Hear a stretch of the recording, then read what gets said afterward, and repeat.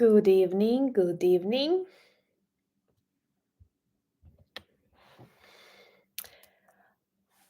Hello, guys. Can you hear me? Can you see me well? This is our traditional thing. I still try to keep to Spencer's advice and to wait a couple of seconds before the stream begins. Greetings from Kyiv. Sending lots of love to all you beautiful people who joined us today, and I'm happy to see that there are many. And greetings, William. The coffees are even ahead of the stream. Thank you so much for your support. And I am here protected by an amazing team, by my guardians, by Spencer and by Philip and by Martin, who is with coffee right now too, and by Rudy and Michael. And thank you so much, guys, for being here. And as the sheriff says, kittens. You Those of you who follow me on a daily basis know that I'm in Kyiv. Kyiv is more dangerous than Lutsk, my native town, especially when I stay longer in Kyiv. I can clearly feel that and see that. For example, uh, today I walked like less than a kilometer away from my place to do some grocery shopping, and unfortunately saw a totally destroyed building, a house, an apartment building that Russia targeted the night before. So I have to tell you that if a serious air raid alert will take place, I mean serious when missiles and drones and something like we experienced a day before, I will have to I will have to go to the shelter. So then I will tell you bye, and I will provide the updates later.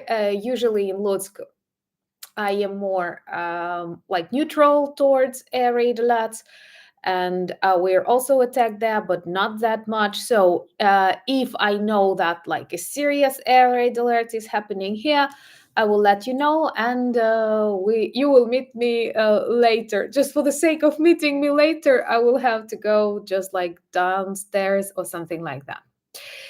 Um, Today I want to speak not about how much money I make, because I'm not making money here. It's not an offensive comment, honestly. When you have Russians killing your citizens on the streets of your cities, you don't care much about such BS. But we will speak about how much money Russia is losing on the attacks on Ukrainian kitchens and Ukrainian bedrooms during the night. We observe a lot of their madness, and apart from these different awful things that demonstrate Russia's violence, that demonstrate their hatred, we also see how sick they are, how mad they are, totally destroying their country from within.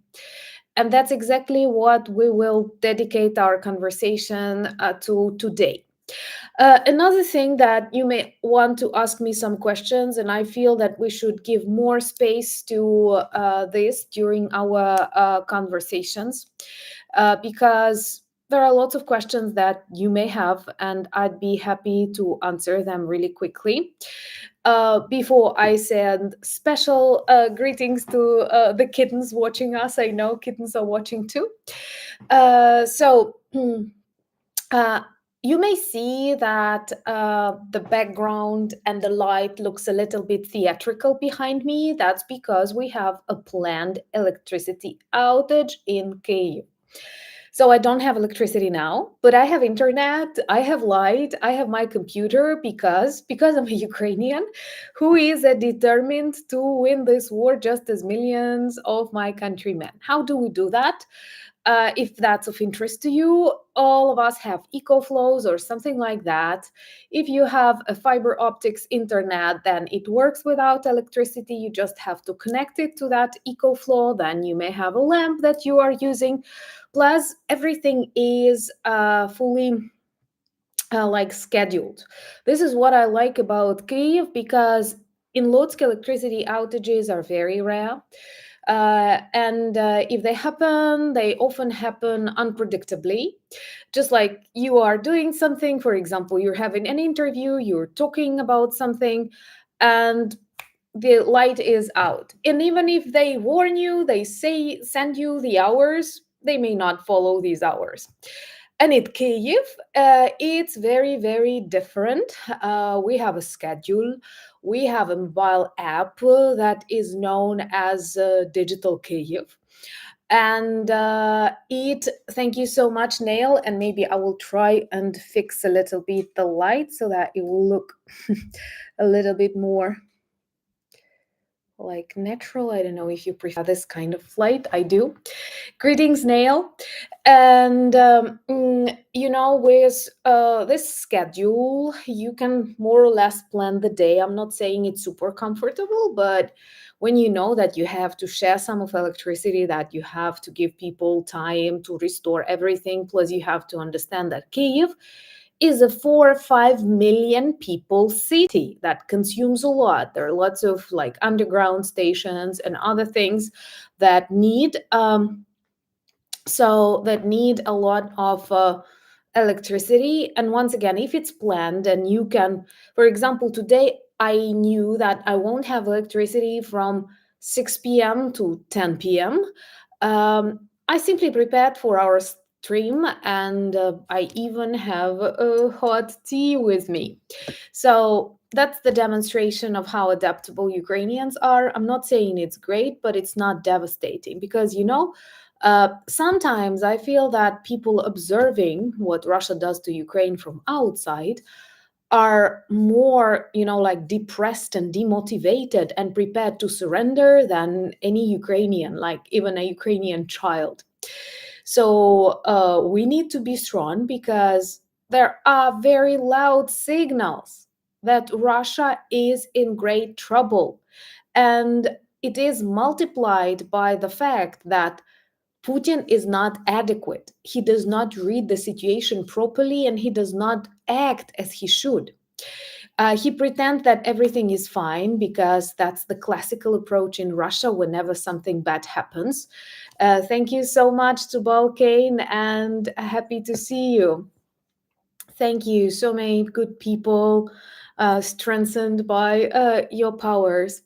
So in Russia, they usually lie about serious problems, and they believe they can, like get through with that. But I'm sorry, it doesn't work like that. If the problem is too big, you cannot close your eyes. And I did a really good research before today's conversation, because I believe we need to discuss these economic problems that are amassing inside Russia more structurally, and like divide them by spheres that demonstrate this problem. I will not steal like interest from the next video that will appear on this channel, and it's dedicated to soaring prices on products inside Russia, and also more problems with the agricultural sector, because there are some things they cannot hide anymore. And perhaps one of the greatest things that that we managed to uncover is Russian lies about the Federation being totally self-sufficient. And it's not. Because first of all, we've noticed that they lied, for example, about the aviation. They believed they could substitute all the needed parts with something produced in Russia, that Russian engineers can maintain, I don't know, Airbus or other things. Thank you so much, Carlos. and they failed. And at the very beginning of like this efforts to have some negotiations with the White House, Putin and his team were begging for the sanctions against Aeroflot to be lifted.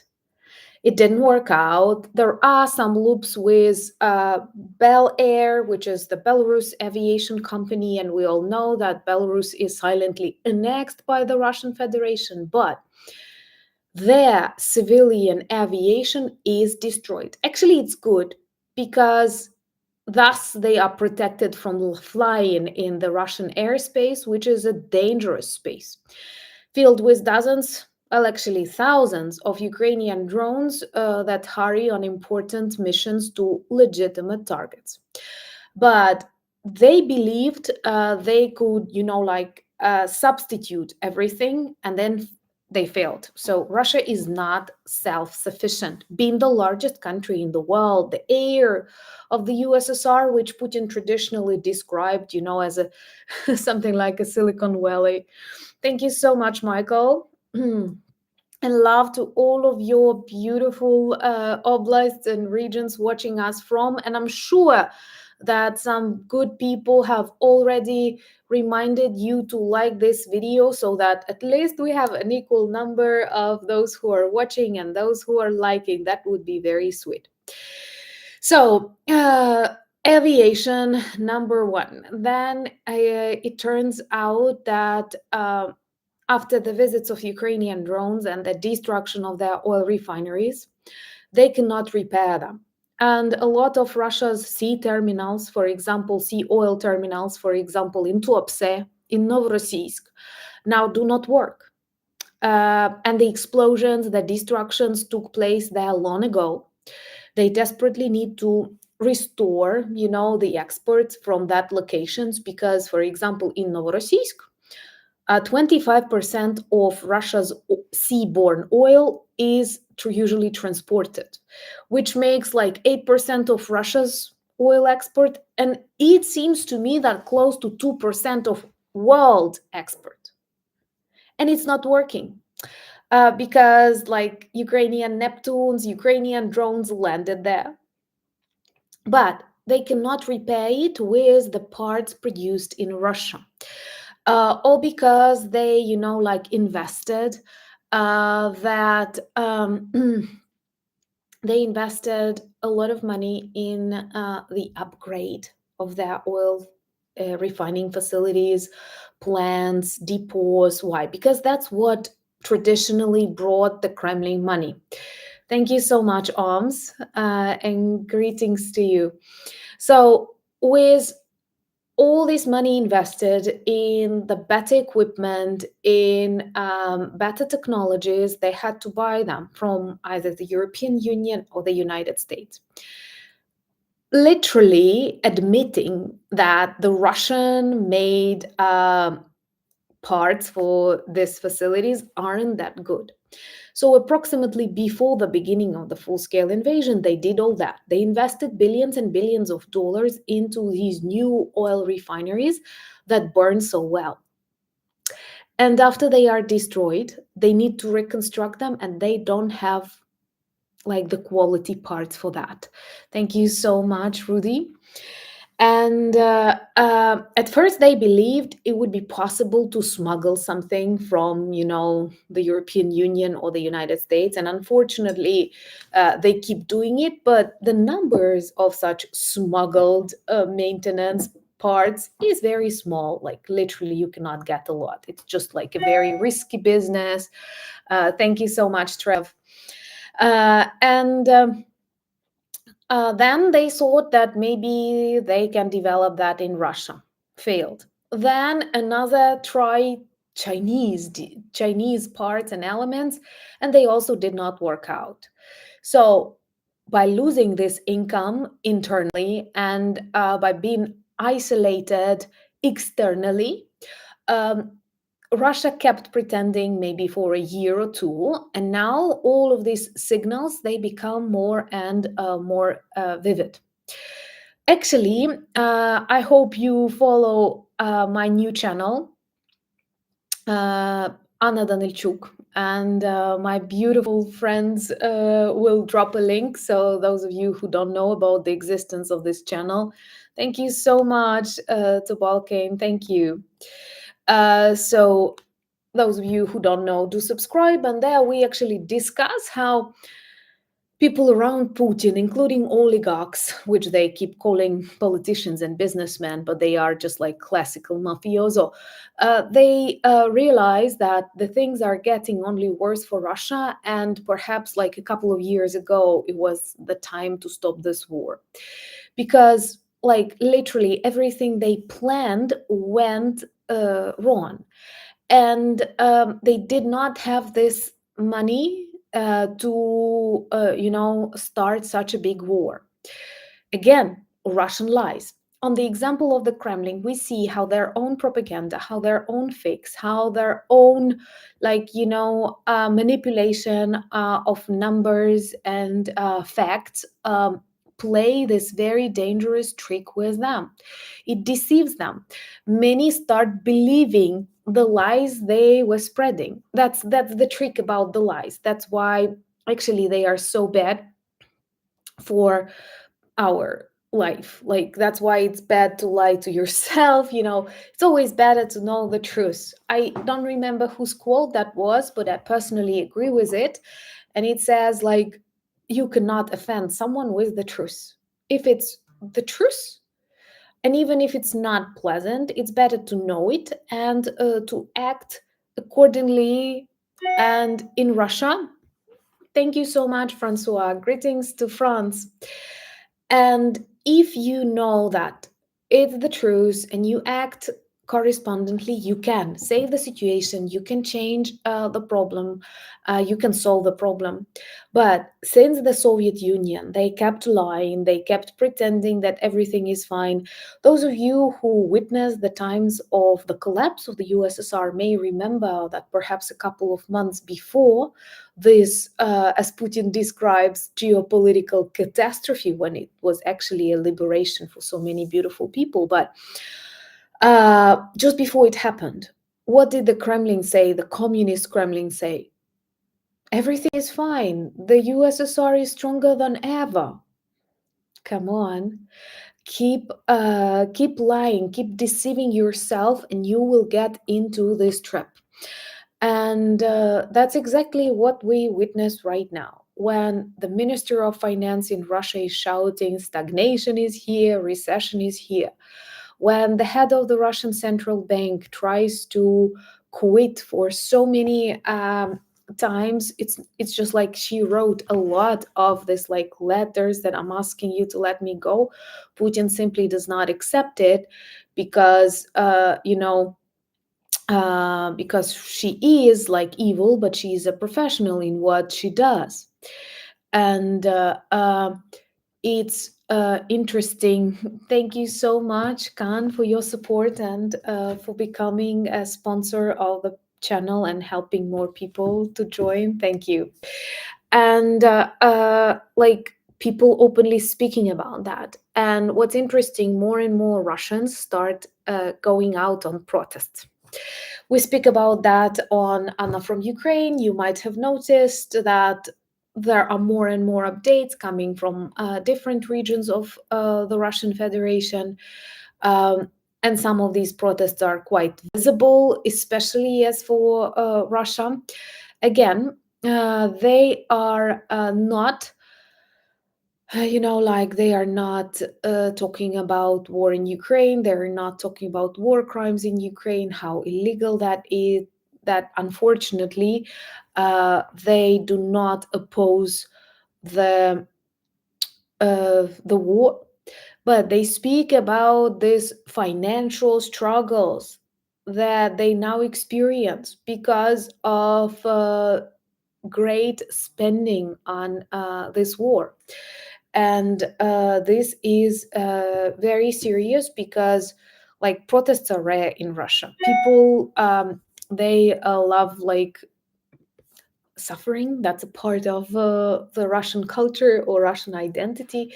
Those of you who may read like Russian literature might have noticed they don't write anything like genius, at least since the 19th century. But if you love old literature, like 300 years ago, most of their books rotate around like very criminal, very evil characters, very dark souls, and that enjoy the observation of that degradation, of the sacrifices that they have to do, struggles, and so on.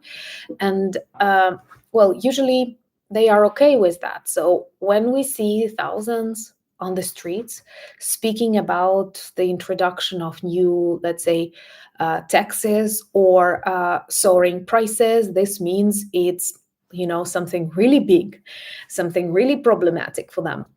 And Putin is afraid of that. And actually, today we will have a very important conversation. You see, Saturday is a very productive day for us. Thank you so much, Francois, and thank you so much, Serkan. Merhaba. Today on Anna Danilchuk, we will have a separate conversation about the dangers of the civil war in Russia. And what makes this conversation of paramount importance is that it's not me reasoning about that, but one of Putin's administratives, one of Putin's ideologists who published an article this November. Thank you so much, Duncan. Thank you, guys, and time for me to drink some warm tea. Thank you for making our community stronger. Thank you. And that ideologist, that administrative of the Kremlin. Thank you so much, Martin. Yeah, the sun will rise again over free Donbass. That's beautiful. That's beautiful words. Thank you. So we can literally see how he enumerates the reasons that may cause the civil war inside Russia. And that comes from the Kremlin official. So remember to wait and watch the video on Anna Danilchuk channel, because I literally had to read the article, then to read the, opinions on that article, and then introduce you to this very new and really good change in their narratives, because for hundreds of years all Russian problems were always described as coming from outside. They were blaming rotting West, NATO, USA, EU, and now they openly speak about the danger of the civil war coming from inside Russia, from inner conflicts. And if you want to know which problems are enumerated, remember to subscribe to Anna Danilchuk.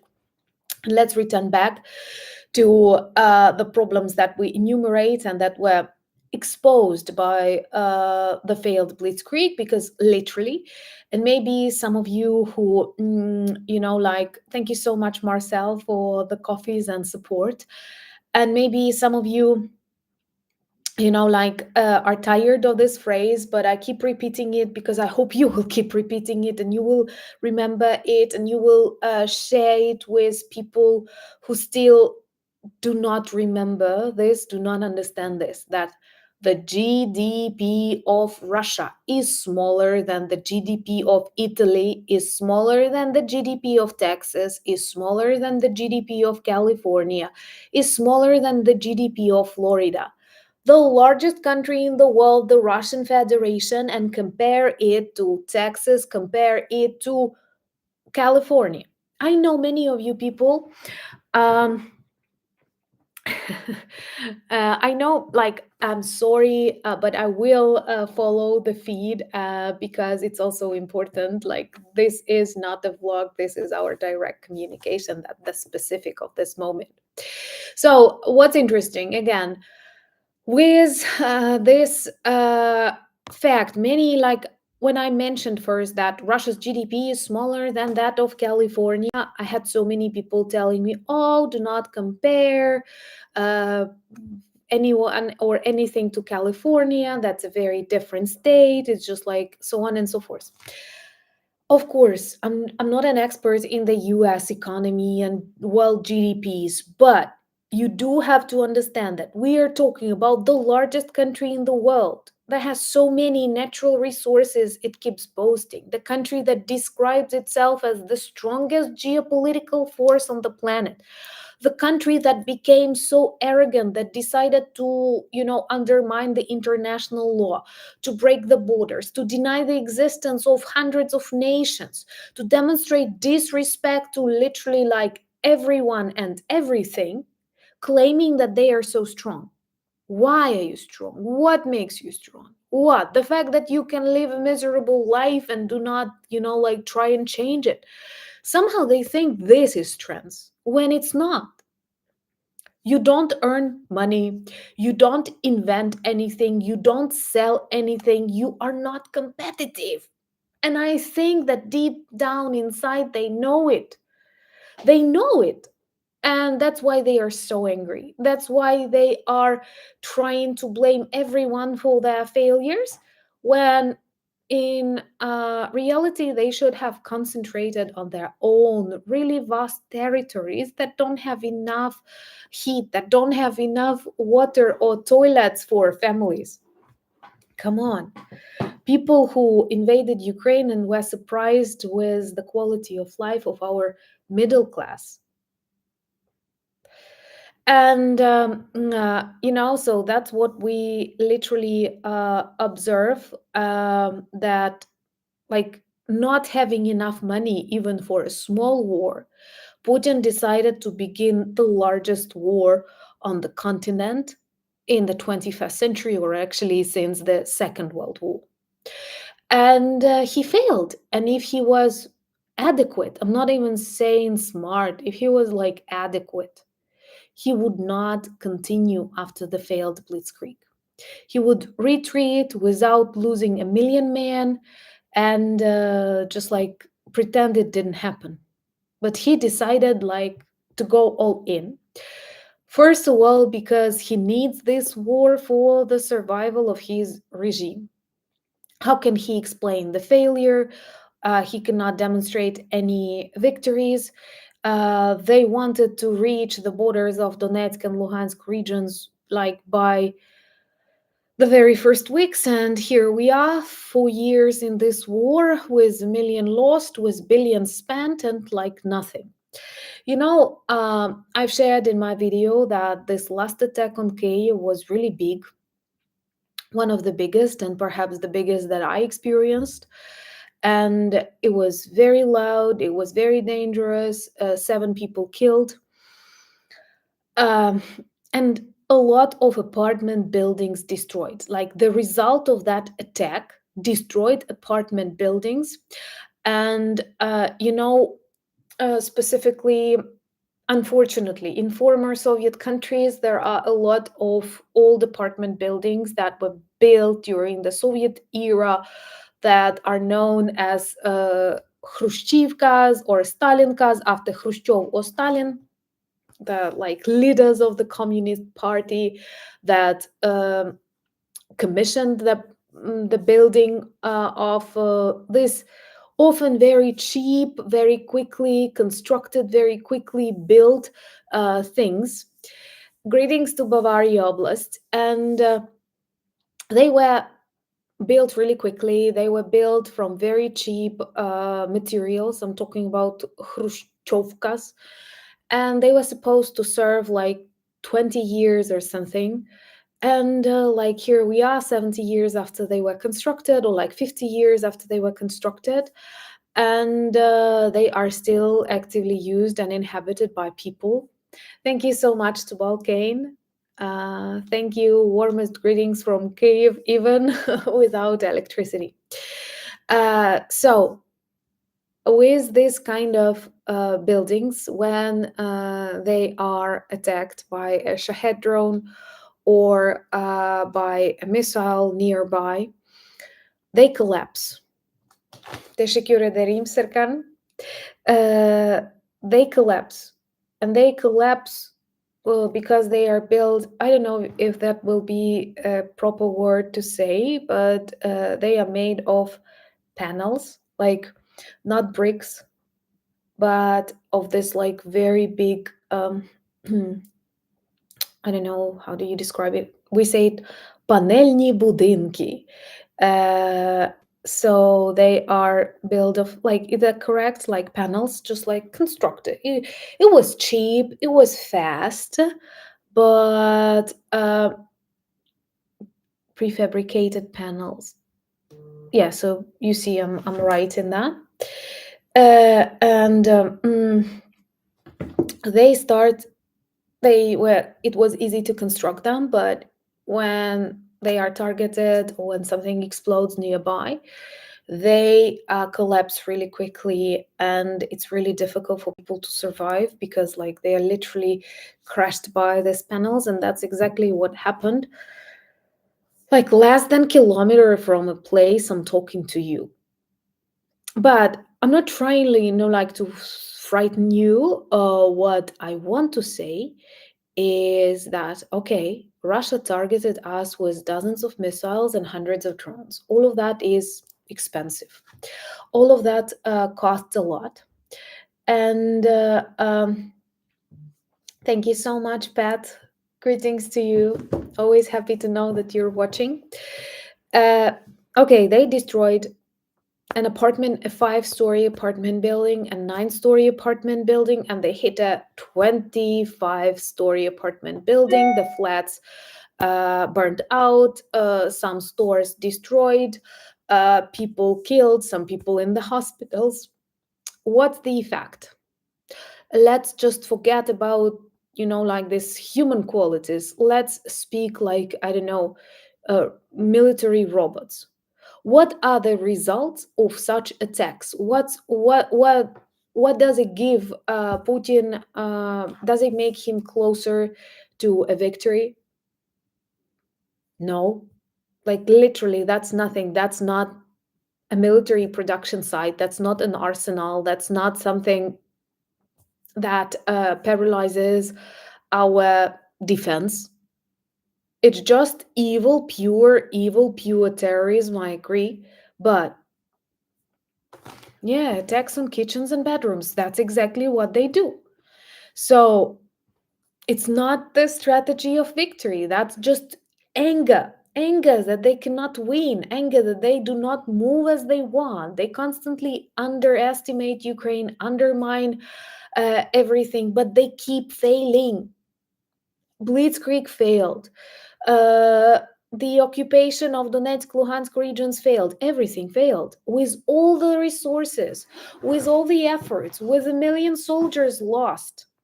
So, what I was talking about, that in result of this attack, with lots of ballistic missiles, with Kalibr missiles, with hundreds of drones, Shahed drones, they destroyed a couple of apartments, bedrooms, and kitchens, killed, like, children, elderly people, cats, and dogs.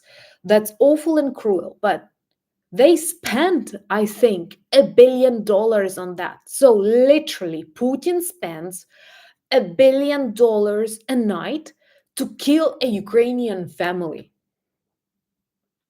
Just think about this in such terms.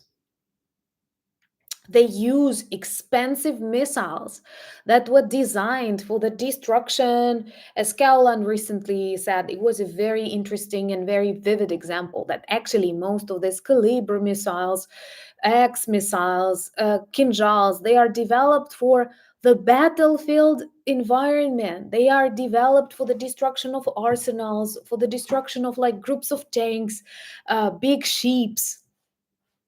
And Putin spends billions of dollars with an empty Russian budget, actually taking this money out of Russian deposits to kill a Ukrainian family. Just look at this level of absurdity.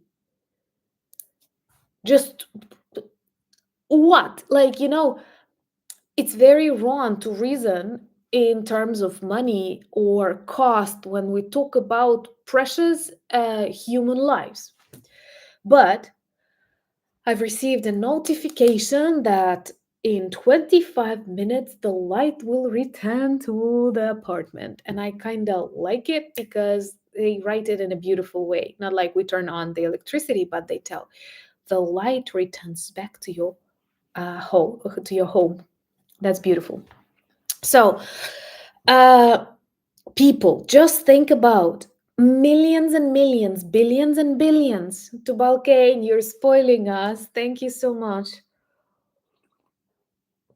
But I think it very vividly demonstrates that at the moment Russia is run by mad people.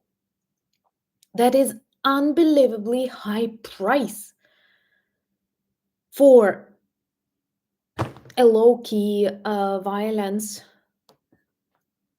And I went, and thank you, good people, you've introduced me to this term, to the elevator shaft. And I went to stand there. And it was also during the electricity outage, one more very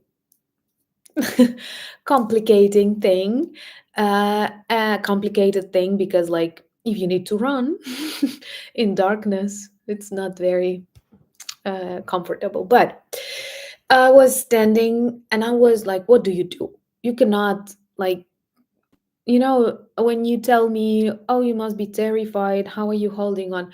I don't know how it works, but you don't feel that frightened. Perhaps you cannot be frightened for, like, that many years. Plus, when it's really happening, and I'm sure you've been in a situation like that in your life, you just live. Just like, for example, I don't like flying.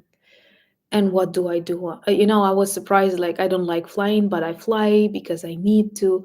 And if I can avoid and, for example, travel by train or by car, I will always prefer that. But I have a lot of friends who fly with me, and they go, when will you start being afraid? You've told us you're afraid.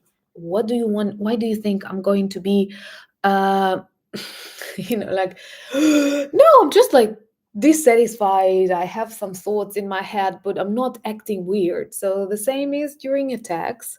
Um, Thank you so much, Michael. The same is about during attacks. You're not doing something absurd. You're just like reading the news to distract yourself. And I was reading the news, learning that at the very same moment Russians attack our kitchens and bedrooms, destroy apartment buildings like a kilometer away from me, we were destroying an arsenal of caliber missiles. We were destroying an oil terminal that actually halted the transportation of 25% of their seaborne oil. Compare this, compare, like, even forget about people, even forget about all this violence, simply compare the strategies. Thank you so much, Custom Fantasy. I am, okay, I will forget to return back, but I'm a Ukrainian and I will never speak like a native speaker.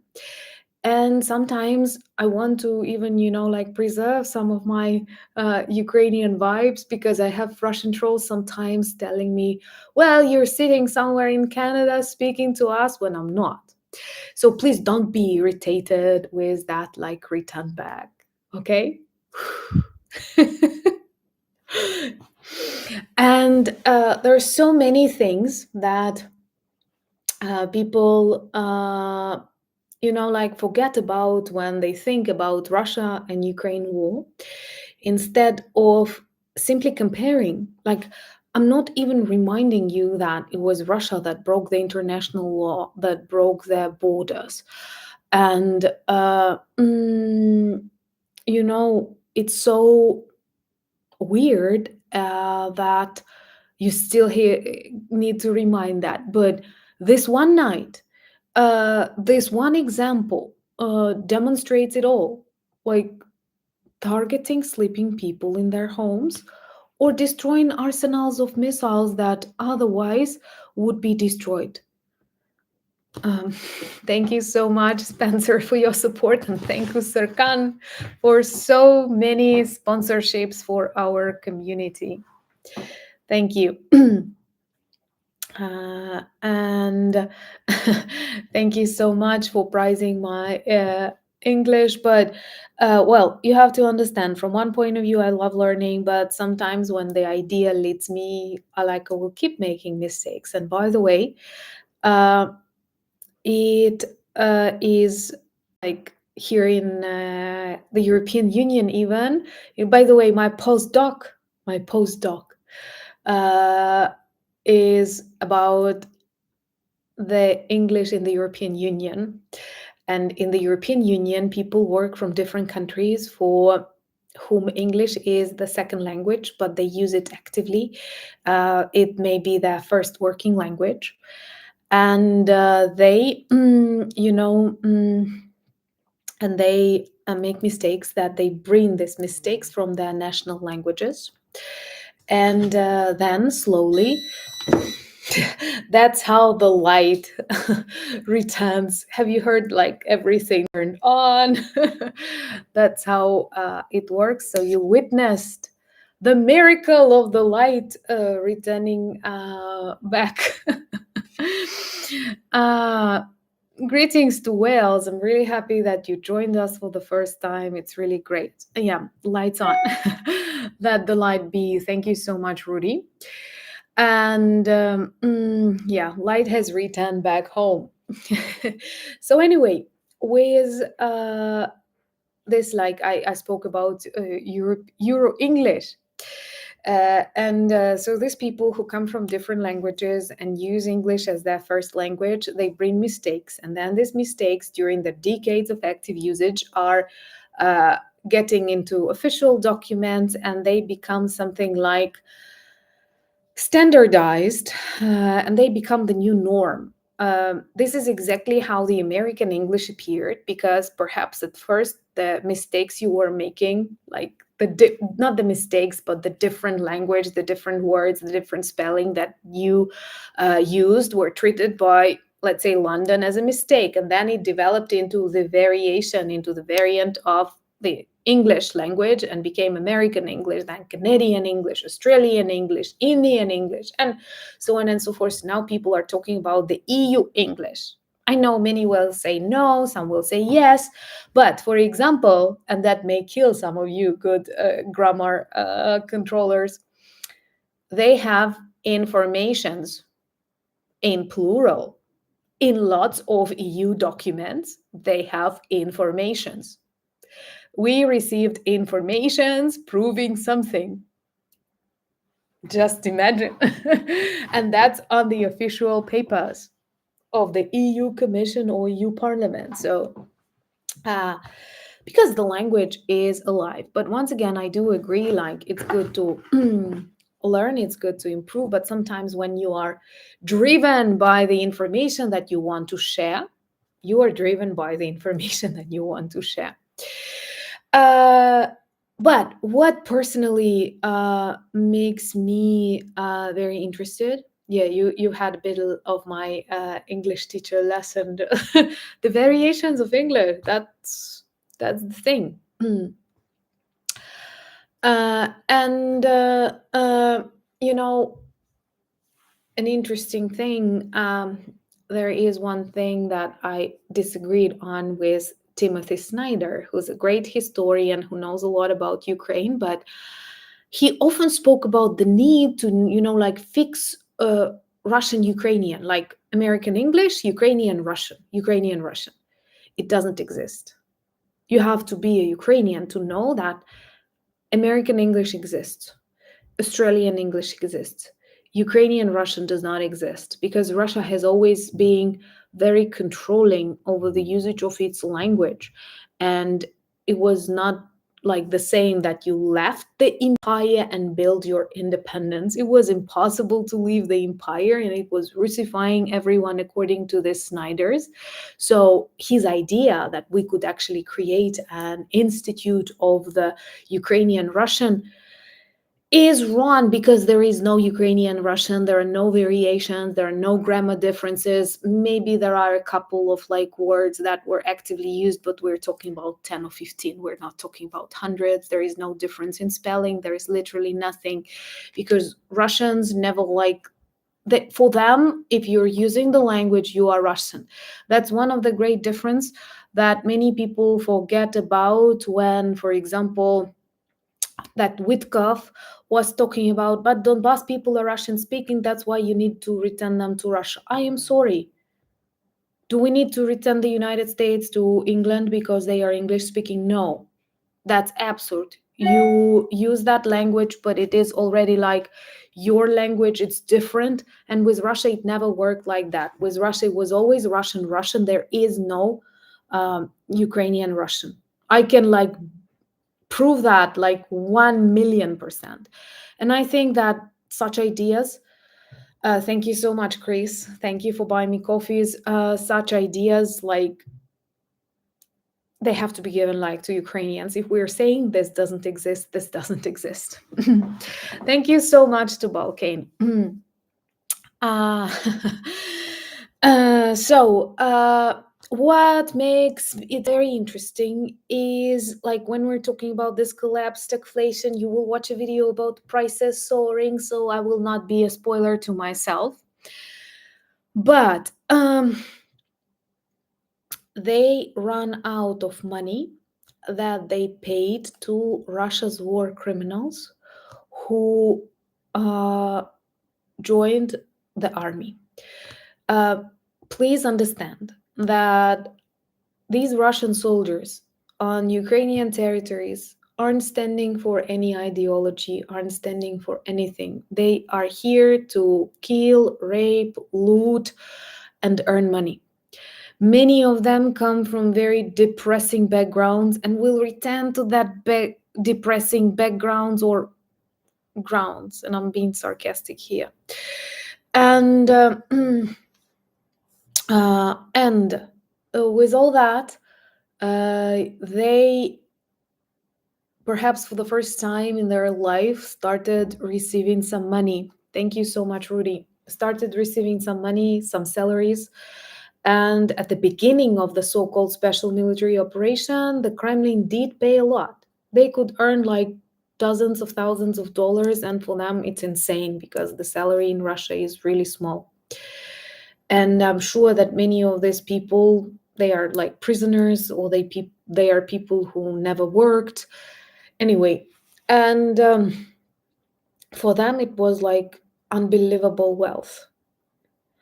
And somehow, when the federal budget started experiencing serious problems, and we know that their forecasts are always getting worse and worse, and Russia actually has this negative GDP growth for the last 7 years or something, and this year it's minus 2.6%, which is a lot. Now I learn a lot of economy, and soon on the channel you will see a very interesting interview with an expert on the Russian economy so that you can trust him more than me. And I hope you will like it. But with all this, when the federal budget became super empty, thank you so much, Customs Fantasy. Thank you. Дякую. Дякую is the Ukrainian word for that. So when they realize that they don't have enough money, and they spend a lot of money on these missiles, on these drones, because once again, China is helping Russia, but they will never sacrifice their own economy, their own income for the sake of Putin, you know. So with all that, the federal budget does not have money to give to the soldiers, and they decided to redirect it to to redirect it to this regional budget. So like the Kremlin is not paying. The Kremlin is only taking money and taxes from regions, taking their natural resources, taking their men to the meat grinders on the front lines. But they stopped paying this money, these payouts, and asked regional governments, Republican governments, to pay for that. And this leads to conflict and much tension inside the already very tense regions that are far from Moscow, that are paying for Putin's bloody ideas, that are actually not a part of the Russian world, that are not a part of this ideology. Like they don't understand, why are we doing this? Why do we participate in this? And okay, at least previously they were earning money, and now they want them to pay for this war, and they don't have money for that. they don't have money to repair the roads. I love it when Russians share photos of some peripheral cities and comment them like, no, this city was not bombed. It's the way it looks during, like, this last decades. Thank you so much, Brian.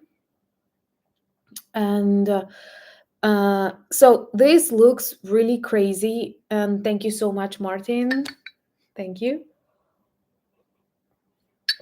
And don't forget to like good people, says Thomas. And who am I to argue with Thomas? Thank you so much, by the way, Thomas, for your support and your protection. So, with all that, we may say that this will like lead to more problems, and that's exactly what bothers me most of all. Like when Putin won't have money to pay these war criminals, um, they won't join the army that eagerly, and he is afraid of them too, because come on, that's close to 1 million trained bloodthirsty criminals ready to return back to Russia and to start causing problems. And there are tons of videos and messages and articles already demonstrating what they do when they are back. Thank you so much, Brian. When they are back to Russia. Actually, I was surprised to learn that they already have these manuals that are given on how to act their mm, with their veterans, but they are very different from like these instructions or some guidance that a normal psychologist or a person that wants to support the family, or like a patient with PTSD, for example. No, they are very Russian. They simply describe these people as very like aggressive, very nervous. And don't you think Putin understands that, like, okay, it's not one person, it's not two persons, that's 1 million, and how Russians abandon them, how Russians do not care about the evacuation, do not care about paying money. Like, they have a lot of built up anger against the Kremlin too, because like many of them becoming prisoners of war in Ukraine feel happier, healthier, and safer. You see, again, Ukraine safer and safer than being, in Russian army. And imagine such dissatisfied people without enough money, without access to that like violence that they kind of liked. Just imagine these people. Thank you so much, Mikael and Brian. And with all that, they clearly don't know what to do, and they will continue this war as long as possible, but they don't have money to continue this war as long as they want, which makes it very likely that soon Putin may start like real traditional mobilization, conscription. Cheers, Ed. Thank you so much. Thank you, people. Coffees and teas appreciated. The cold season has started. Uh, uh, and um, and with all this approach, like he may need this conscription and mobilization, and this can lead to this civil war in Russia. This is very dangerous because people don't want to join the Russian army like voluntarily. They are not seeing it as something good, especially after the collapse of the Blitzkrieg. Checkmate, yeah, especially after after what they witnessed. And then we're talking not about like these criminals, prisoners, or super like, I don't know, like lost people. I'm trying to be politically YouTube correct. We are talking about like some people having work, having family, and not seeing themselves in the meat grinders. What will he do? And he is just like in this situation where he doesn't know what to do, but he still keeps lying, saying that everything is fine, that everything goes according to the plan. Actually, can we make 1,000 likes? Because that would be awesome. And yeah, that's actually what Putin confronts right now. And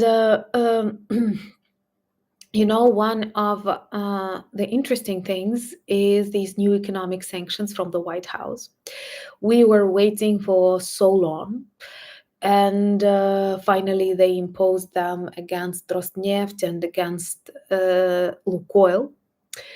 And then a lot of you and me, including, thought that it will take a week for Putin to create another company, to relocate Lukoil's assets, and to continue doing what they did. And they wanted to do so. They organized this gun war with some foreign investments, and the White House said no. The White House said, like, we know that's an escape uh like path, that you're trying to deceive us, that you're trying to trick us. And what is also interesting, despite the fact that Russia always pretends they adapted to sanctions, they found the countries ready to work with them, companies ready to work with them. You have to remember, it takes a lot of time, first of all, to find the solution during which Russia is on pause, oil prices dropping, oil refineries burning, income, like negative income. And also to make other countries buy, to make other companies continue working with Russia under sanctions when they are in danger of losing something. Russia needs to drop prices, and they sell their oil very cheap. They like sell it for half price of what they could get in this ordinary situation, and they need to sell more of this crude oil, because when they put it into their own depots and refineries, mysteriously it burns out because of the debris of the Ukrainian drones. Just imagine how strong Ukrainian drones are if just the debris of the drone destroys the whole oil terminal in Novorossiysk. Huh? Oh, Ukrainian drones. So with all that, they realize that the Russian crude oil is in danger in Russian oil refineries. So they want to sell it, nobody wants to buy it, they drop prices, and they do not get the revenue they want, which may lead, thank you so much, Christopher, which may lead to another beautiful thing. And that beautiful thing is the need for Russia to stop uh, oil pumping, to stop oil extraction. Is that the right word to say? uh, to stop like this, not refining, not production, but the very like pumping, perhaps. Thank you so much, Robert. And you know uh, that's exactly what can lead to the total like extraction. Okay, thank you. This is exactly what can lead to this total and like long time destruction of industry in general. I kind of like it that the Ukrainian approach to the destruction of Russia's oil refining industry is very well structured. Just have a look at that. We began with depots and we celebrated that together back in 2024. It seemed like something really big.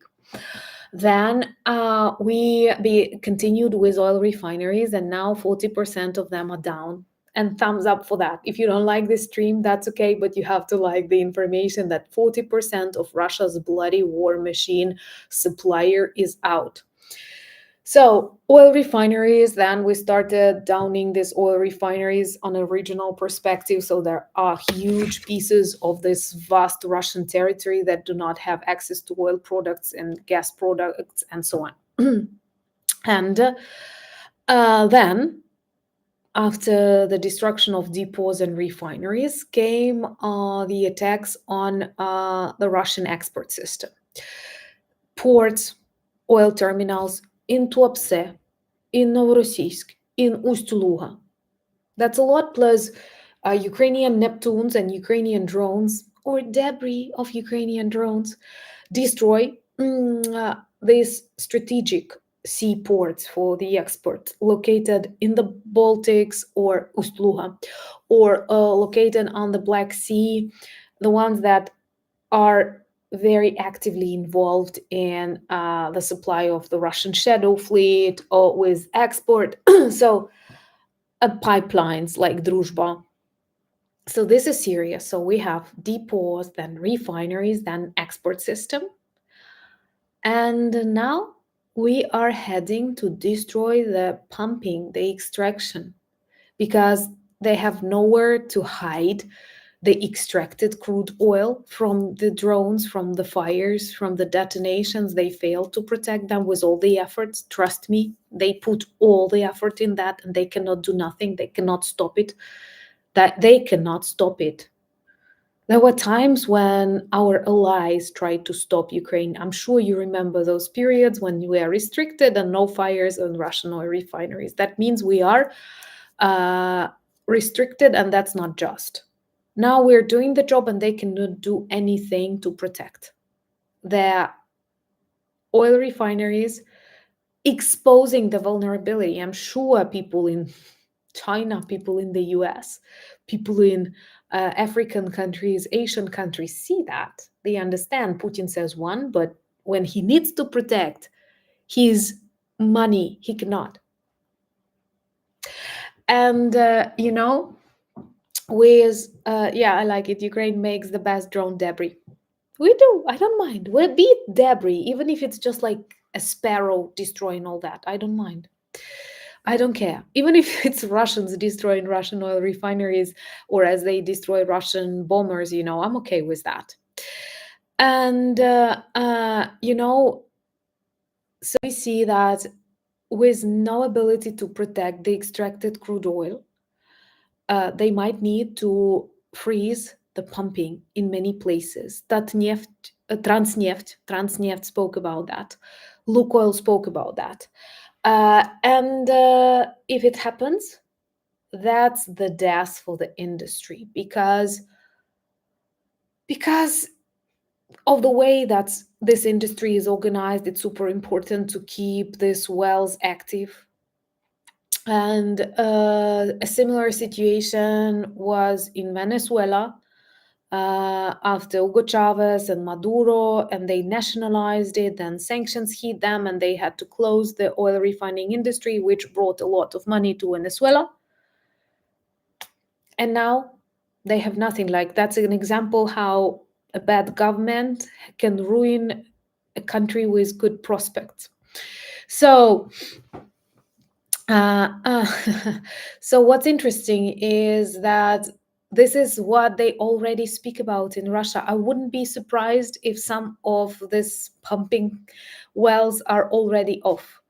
And if it happens, then even after the collapse of the Putin's regime, after some kind of Nuremberg, the Hague Tribunal, after the liberation of Russia, maybe after the dissolution of Russia, and a lot of new republics appearing on this territory, it will take a lot of time to restore everything. It may take like years, it may take decades, and this will leave Russia without money. Because once again, Russia, the largest country in the world, is fully dependent on the natural resources it sells, on gas and oil, which, by the way, lies not on the territory of Russia, but on the territory of the republics of the Russian Federation, very different, not always Slavic, and that may go very much against the core ideas of the Ruski Mir. You know, uh, I know that it's not a very polite phrase, but the sheriff specifically liked it when I spoke about Russia as the kaleidoscope of shit. I rarely say things like that, but to tell you the truth, that's how I see it. Because people who are located far away from Russia can pick some things they like, I don't know, from literature, from TV, or from elsewhere, and they think that all of the Russian Federation is like that. But, you know, it's fake because they are constantly lying. They can describe themselves as core Russian, like скрепы Russian values. Then they have Sharia law in Chechnya and Dagestan. Then they speak about friendly relations with former Soviet republics, and at the same time, they demonstrate a lot of xenophobia against people from Tatarstan, Tajikistan, Azerbaijan, and that's a serious problem, and that's a thing that many people like forget about, and they think that like it's a monolithic country. They have an idea about that. So literally it's just like a kaleidoscope that consists of very different, totally unconnected ideas uh, and fake images. And once again, people who don't know the language, who don't read the history, who don't have access to media, may have a totally different understanding of this situation. And it is extremely important to like have trustworthy sources like me.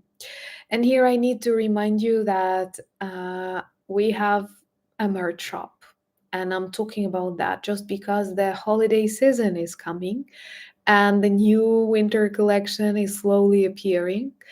And I always love it when you share the stories of how our sweatshirts or t-shirts inspired some conversations and helped you change the opinion of people or remind them about Ukraine and turned you into our, like ambassadors and supporters. So if you want to see me as Santa Claus, so you may actually check the merch shop. Maybe like I will drop a link here because that's actually the photo of me that I kind of like.